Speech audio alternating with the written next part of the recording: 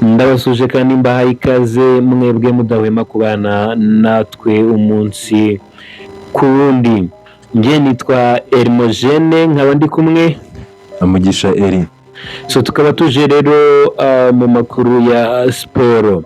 Niba iki bihari mu by'ukuri tugiye kuba tugaruka ku mukino ugiye guhuza ekipe ya Arsenal ndetse na Liverpool. Ni umukino ugiye kuba uri bube ku isaha y'isa 12:30 kuri iyo 27 z'ukwezi kwa 10 mu mwaka wa 2024. Ni umukino utoroshye uza kuba utegerejwe n'abantu benshi, aho ekipe iyoboye urutonde rwa shampiyona igiye kuba ihura na ekipe ya gatatu. Bigiye guhura rero ekipe ya Arsenal ubu ngubu yageze ku mwanya wa 4.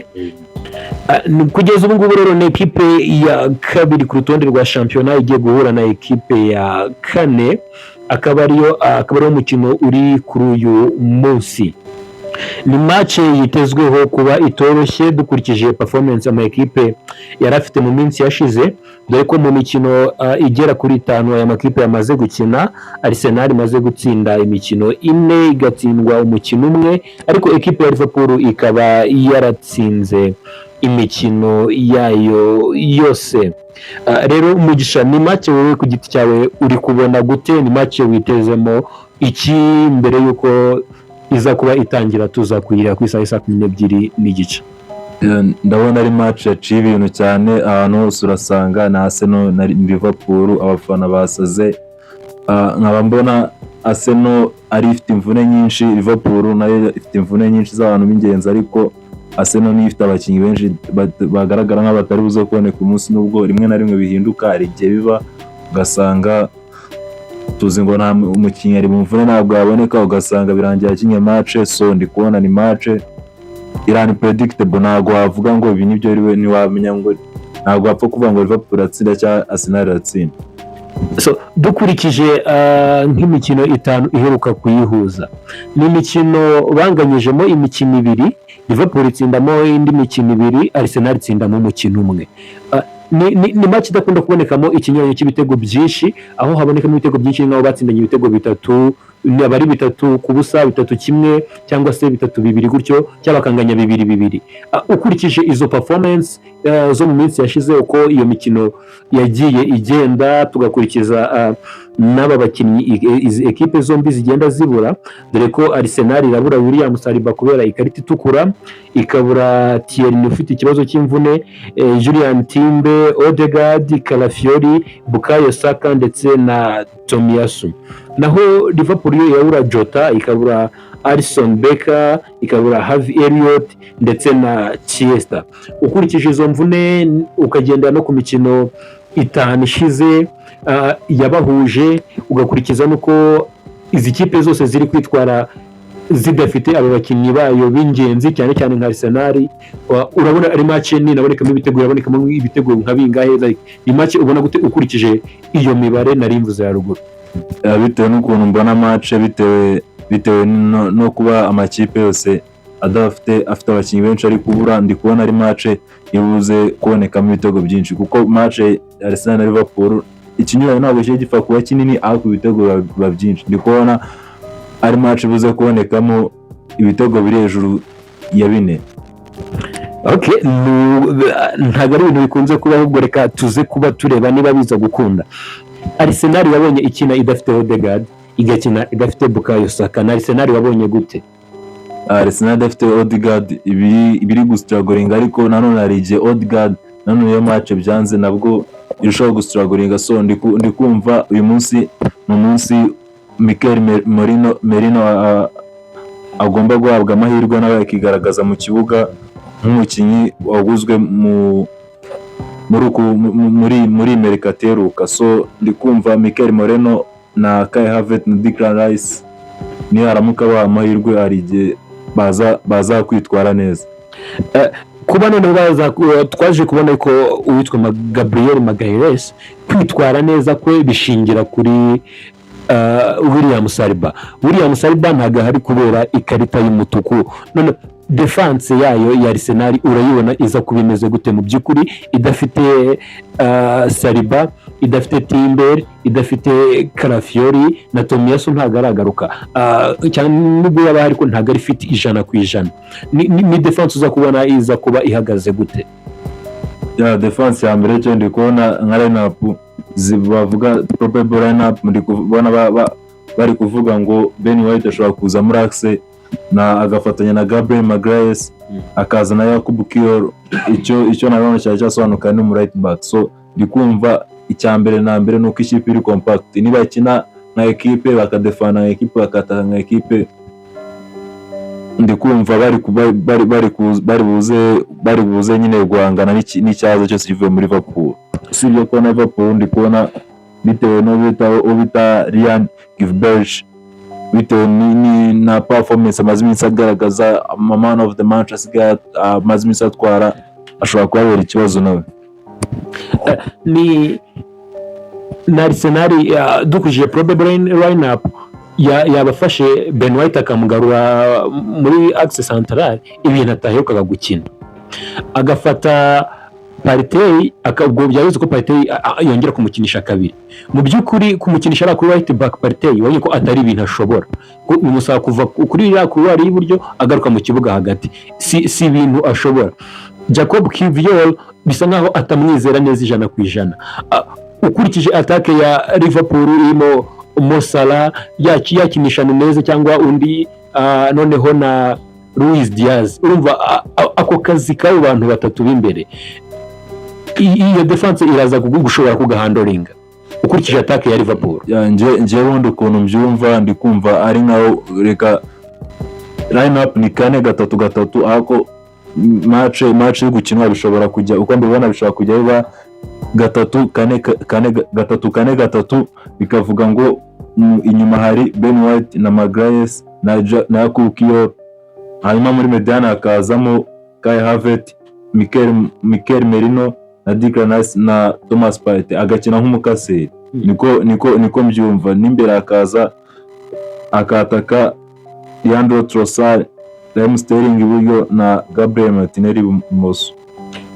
Raheem Sterling kuzamo impamvu nuko Bukayo ntawe uhari, nk'uko biri kuvugwa bitaba bimwe Mikel Arteta ajya akora akabika umukinnyi akamuzana kuri grand match. So Raheem Sterling ni umukinnyi utazagufasha cyane mu buryo buri defensive, ni umukinnyi uzagufasha muri offensive. Urabona iyi couloir y'iburyo iraza kuba nyine isa nkaho iri menace, ntago Raheem Sterling aza kuba agaruka cyane inyuma ngafashe Partey, kandi Luis Diaz turamuzi kuza kwiruka ukuntu aba yirukanka. Urumva ari ibintu biza korohera Arsenal kuri icyo gice. Ikintu cya mbere navuga ntago nageranya uburyo karite zi defensive za Bukayo Saka n'iza Sterling, ariko na Sterling ni umukinnyi ufite imbaraga, umukinnyi ukina agaruka. Ndikumva ari nawe kuri no match komeye Liverpool yarayikiniye, nawe ari buze kugaragaza icyo ashoboye, niba hawa amahirwe ari buze kugerageza akine agaruka. Ntago numva ko Sterling ari buze gutererana Thomas Partey. Ndikumva ari buze nawe kujya akina agaruka nk'uko uwasimbuye nyine Bukayo Saka yajyaga bigenza. Okay, byaba ari bishyashya kuri Sterling. Turaza kuba tureba match igeze so umukinnyi Mohamed Salah, uyu munyafrika, n'umwe mu bakinnyi bashobora cyane equipe ya Arsenal. Noneho iraza kufite na defense ituzuye nk'uko Arsenal twari dusanzwe tuyizi. Ibi biraha amahirwe Salah yo gukomeza kwandika amateka ayandikira kuri Arsenal. Ya Salah n'umukinnyi warana duhigo, n'umukinnyi warana ibitangaza. So ndikumva nta gitangaza na kuba igitego kigendana, ubundi ashobora kuyitsinda, bashobora kumukanira, ubundi equipe yose nibiri compact, nicyo kiri bugene kivamo. Ariko ndi kubona Liverpool iri tayari, ndi kubona Liverpool yuzuye, nubwo Liverpool ifite imvune usibye ikibazo mbona wenda cyo mu izamu ikintu kiri kuza ari gishyashya, ariko guhera kuri defense kugeza ukanyura muri mediane ukagera kuri attaque, Liverpool iruzuye kabisa, ni complete package. Niyo iri guhabwa amahirwe menshi yo gutsinda Arsenal kuri no match. Okay, tugiye mu kibuga hagati kwa Liverpool harimo Sobozolai, harimo Gravenberch, harimo McAllister. Kwa Arsenal harimo nk'uko bivuze ni Declan Rice, ni Mikel Merino na Kai. Ariko Kai hari ukuntu we na Trossard bakina basimburana, umwe ukabona agiye imbere undi yaje inyuma, bisa nkaho baba bajijisha abadefanseri bakayoberwa umuntu baza kumarika. Urabona uru rugamba rwo hagati Declan Rice na Mikel Merino baraza kurutsinda hagati ya McAllister na Gravenberch ndetse na Sobozolai, basa nkaho bafatishije bari kwitwara neza cyane cyane kwitwa Gravenberch. Ikintu cya mbere mbona biragoye wajisha ukajisha, ariko Liverpool iri tayari. Reba ifite abadefanseri babo bose beza, uko bafite bose bari mu kibuga, ifite amediateri babo ba mbere bari mu kibuga, ifite n'abataka babo ba mbere bari mu kibuga. So ndi kumva ni ibintu biruze kugorana, aho na Kai Havertz na Leandro Trossard n'abantu bafite creativity ya danger. Ndi kumva mbega ndi kubona match y'umuriro byatari ni ibishashi gusa. Iyi match urabona iraza kurangira no kwinjizanya cyangwa equipe imwe irayitsinda just yitsinde kuko kwinjizanya ugomba kubamo. Ino match ni match yo kwinjizanya, zigomba gutsinda. Okay, ibijyanye na ball possession, Arsenal tuyizi nka equipe yiharira umupira cyane ikagumana igihe kinini. Ukurikije iyi line-up cyangwa se abakinnyi iza kubifite, noneho n'abakinnyi ba Liverpool, nayo Liverpool tuzi ko ikina isa nkaho ari direct, baba bashaka guhita bihuta cyane bagera imbere kuri Mo Salah na Luis Diaz. Na Arsenal iza gutindana umupira cyangwa iraza gukina kwa kudefanda kwayo nka bimwe yakinnye kuri Man City, yatsinze ariko ikadefanda cyane. Urabona ukurikije ko itari tayari na line-up yayo bitewe n'imvune. Ni equipe iza gukina ya possession yayo iri hejuru cyangwa iraza kudefanda icungire ku ma counter attack. Ikintu cya mbere navuga muri no season n'ubundi babikoze bafite abakinnyi babo bose, ndi kumva n'ubu n'umunsi bari bikore cyane ko bafite abakinnyi benshi babanzamo babura. So ndi kubona Arsenal defenda cyane, ndi kubona Liverpool yataka cyane. Liverpool ifite ball possession cyane, Liverpool ifite amakoroneri menshi cyane, ndi kubona Arsenal ikora amakosa menshi cyane. Nicyo kintu ndi kubona muri no match. So ndi kumva Arsenal ikintu yakora wenda ni nobody agrees with W.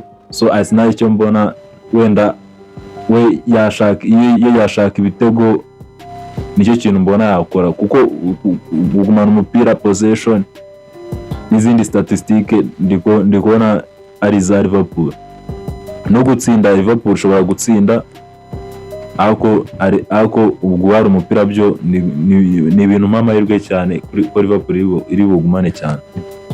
Okay, tuvuye kuri ibyo ngo uyu mu mwaka projet Arsenal bihaye ko bagomba gutwara igikombe, bakurikije uko biyubatse, kuba bazana Arteta ndetse Edu Gaspar yaricaye n'ubuyobozi bwe bagena ko iyi sezo ya 2024-2025 ariyo sezo yabo yo gutwara igikombe. Bavugaga yuko kiramutse kije na mbere batacyanga, dore ko sezo ebyiri zishize basozaga inyuma ya Man City ari aba kabiri. Bwa mbere yabarushaga amanota 5, sezo yakurikiye yabarushije 3. Mu by'ukuri urabona ko bari bagabanyije ikinyuranye, ariko kugeza uyu munsi kuri iyi journée na Arsenal iri gutsinda, ariko nanone ukabona ko performance ntago irakora za performance zigukomveka nka equipe igomba gutwara igikombe. Kandi ukabona iyo mukebe wayo ariyo City basa nkaho bahanganye muri iyi minsi, yewe na Liverpool zo ziri imbere ziragaragaza ko ziri tayari. Ukurikije iyo projet bari bihaye, urabona twakoncludinga twavuga ngo Arsenal uyu mwaka n'uwayo igikombe ragitwara. Biragoye bitewe n'amakipe anganye nayo, ni ikipe ya kane nubwo Aston Villa yakinnye match nyinshi, wenda ukavuga ngo Aston Villa yisha match, ahubwo ni ibintu bigoye. Usibye ko n'amanota n'ikinyoro kiri hagati yazo ntabwo ari ikinyoro kinini cyane cyatuma utikizera, ariko biragoye bitewe n'uko yanganye na Man City na Liverpool. So ndi kumva wenda izakoresha imbaraga zose zayo, yongere yisubize wenda mu myanya imbere, nayo ijye wenda nko ku mwanya wa kabiri cyangwa se wa gatatu. Ako ndi kumva iyi sezo biragoye kabisa. Ni equipe ya Arsenal yagaragaje kudatsindwa n'amakipe akomeye. N'ubu no muri uyu mwaka iri kubigaragaza kuri match ya City bayinganyije ibitego 2-2, ariko ubona ko Arsenal yari yamaze gukora akazi mu by'ukuri. Umukino wicwa n'ikarita y'umutuku yahawe Trossard, ariko none ni ekipe itarafinishinga ku kintu kijyanye no kudatsindwa n'amakipe matoya. Yatsinze City ako Bournemouth irayitsinda. Mu bushize nuko yagiye itakaza, ugasanga City igikuyeho amanota 4, ariko Aston Villa ikubise home and away bikayikura ku gikombe. So ubu ngubu nanone kubona ko mu mikino maze gukina itarayifigisinga n'ubundi iyi Bimeze gutsinda Tottenham inganya na City, ariko Bournemouth yikuraho amanota 3. Urabona iyo performance yo wayisobanura gute ku bijyanye n'amakosa izi yari yakoze sezo ishize no kuyakosora kugira ngo igere ku ntego yihaye?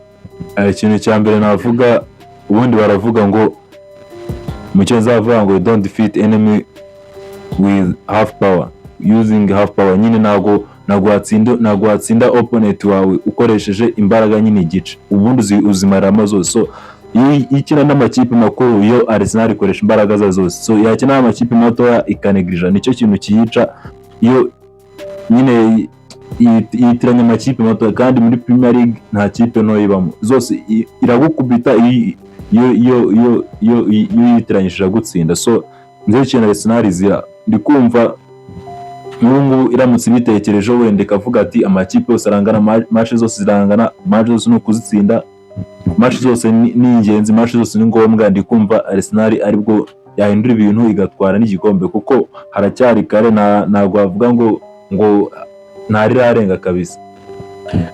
Yego ntarirarenga, ariko none ikomeje muri uwo mujyo byabivuze yuko mentalite y'abakinnyi ba Arsenal itaragera hejuru, ari byo abitwa ba Silva bavugaga mbere yuko bahura na Arsenal. Bavuze ko baza kuri Etihad bakishimira kunganya na City kuruta uko bayitsinda, mu gihe Liverpool bahanganaga mbere yazaga ishaka gukina itsinde cyangwa se itsindwe, ariko Arsenal ikaza ishaka draw. Bivuga ko iyo mentality ntabwo iragera ku rwego ekipe yakabayeho kugira ngo itware igikombe. Abakinnyi Arteta n'abakinnyi be barasabwa iki kugira ngo bumve yuko match zose bagomba kuzikina nk'uko bakinnye ya City, nk'uko bakinnye ya Tottenham, nk'uko bakina n'izindi match zose zikomeye, kugira ngo babashe kuba bakegukana igikombe? Ikintu cya mbere basabwa ni uguhoza, ubundi baravuga ngo nyine nta kwirara tu. Nicyo kintu basabwa.